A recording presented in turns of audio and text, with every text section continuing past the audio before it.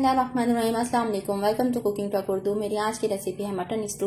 Mutton stew बनाने के लिए मैंने गोश्त लिया है 1.5 किलो और प्याज लिया है आधा किलो, टमाटर लिए हैं 2 अदद, प्याज बारीक काटे हैं और टमाटर भी बारीक काटे हैं, और दही ली है 1 पाव, 2 चाय खाने के चम्मच लहसुन अदरक का पेस्ट, 1 चाय का चम्मच हल्दी और 1.5 खाने का चम्मच कुटी हुई मिर्च, नमक हस्बे ज़रूरत, और साबुत लाल मिर्च ली है 10 अदद, 2 अदद ली है बड़ी इलायची, 3 अदद ली है छोटी इलायची और लौंग ली हैं 5 अदद, काली मिर्च ली हैं 10 अदद साबुत और 2 लिए हैं तेज पत्ते और 1 खाने का चम्मच लिया है जीरा, साबुत जीरा। तो चलिए इसको तैयार करते हैं। यहाँ पे मैं आपको बता दूं कि इसमें साबुत गरम मसाला इस्तेमाल होगा, पिसा हुआ नहीं होगा, और धनिया पाउडर भी इसमें इस्तेमाल नहीं होगा। इसको बोलते हैं खड़े मसाले के सालन को। चलिए अब हम इसको तैयार करते हैं। सबसे पहले एक पतीले में हम ऑयल गरम करेंगे और उसमें शामिल करेंगे प्याज को थोड़ा फ्राई करेंगे।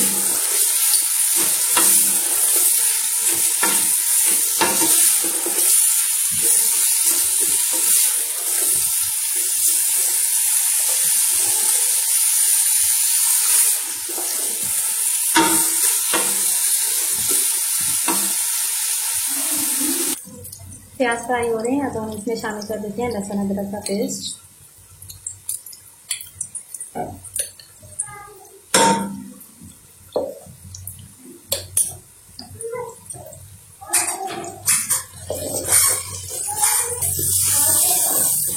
इसको भी थोड़ा फ्राई करेंगे।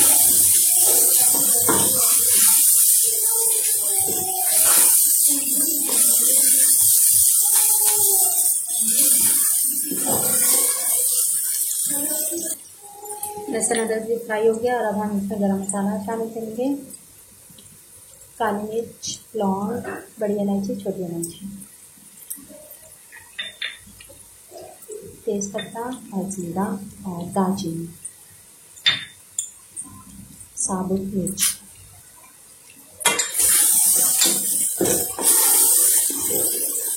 एक मिनट के लिए इसको भूनेंगे। नीचे 1 मिनट हो गया है, अब इसमें शामिल करेंगे गोश्त।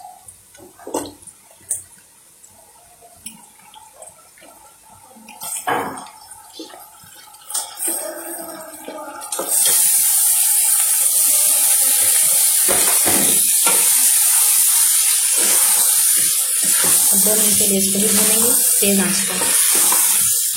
और अब इसमें शामिल करेंगे हल्दी,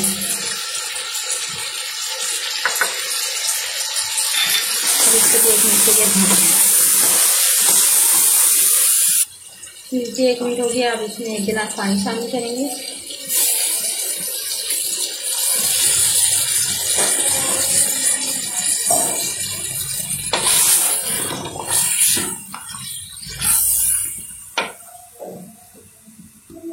और 1 घंटे के लिए इसको ढककर धीमी आंच पर पकाएंगे।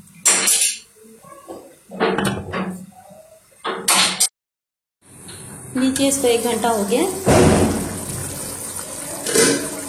गोश्त भी गल गया है और पानी भी तकरीबन सब खुश्क हो गया। आंच तेज करेंगे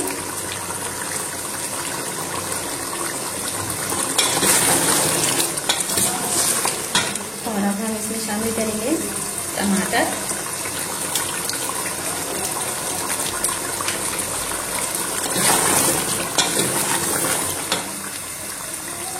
कुटी हुई मिर्च और नमक,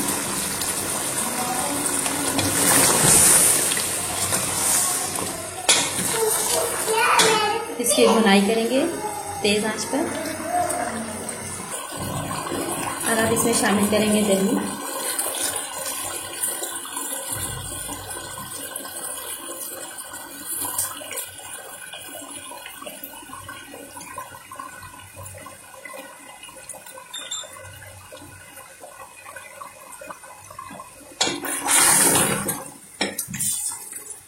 दही का पानी खुश्क होने तक इसकी भुनाई करेंगे। आंच को हम तेज रखेंगे। गोश्त की भुनाई हो रही है। दोई का इस्तेमाल मैंने छोड़ दिया है कि गोश्त गल गया है, तो मुझे दोई की भुनाई करने से टूट ना जाए।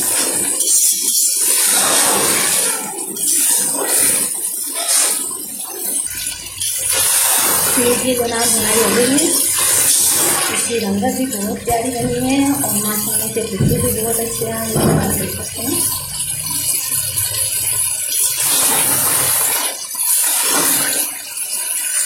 अब इसमें शामिल करेंगे हरा धनिया।